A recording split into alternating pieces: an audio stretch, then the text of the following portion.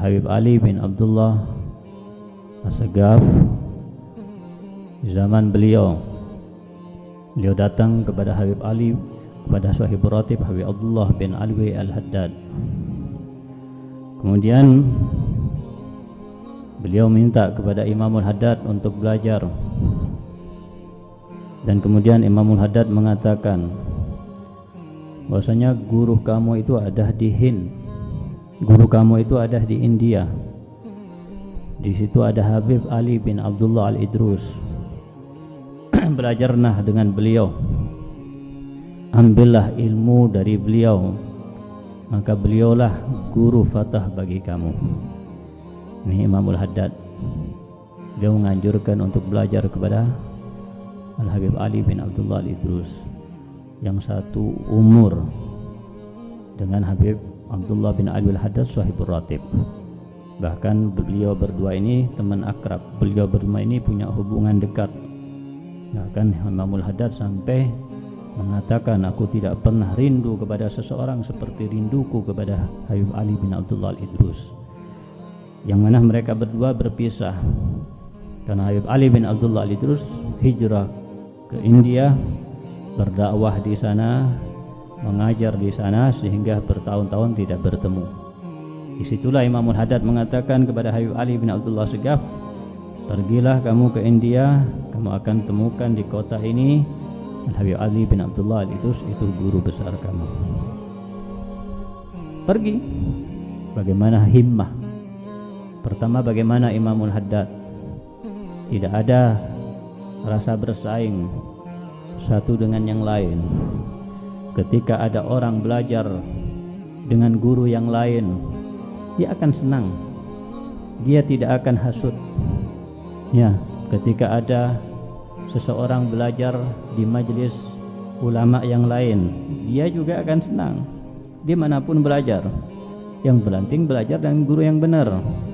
Selama guru dan gurunya itu guru yang benar, akidahnya benar, akhlaknya benar, guru yang muhaqqiq, mengamalkan ilmunya, maka belajar, ambil dari setiap guru.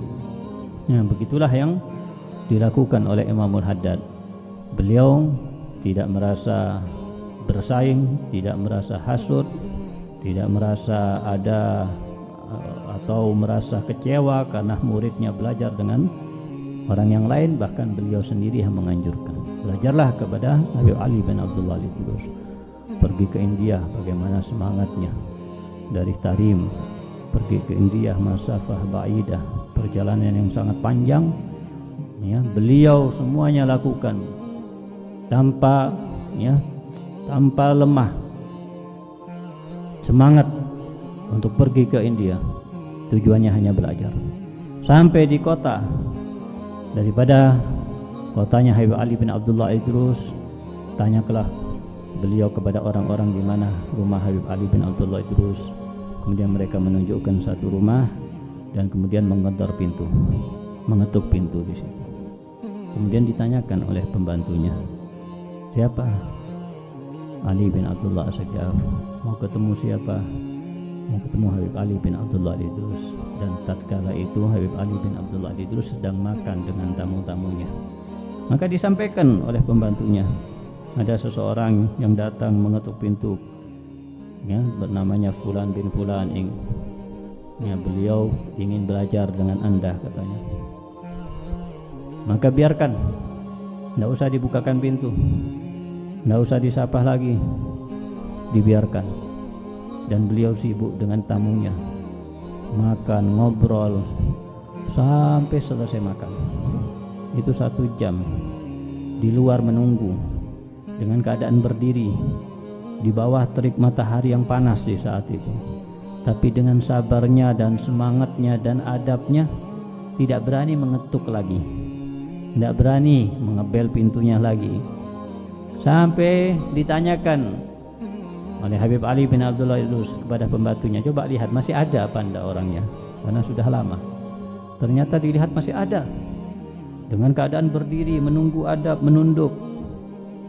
Kemudian Habib Ali bin Abdullah Idrus mengatakan, coba ambil kobokan yang tadi yang digunakan untuk cuci tangan.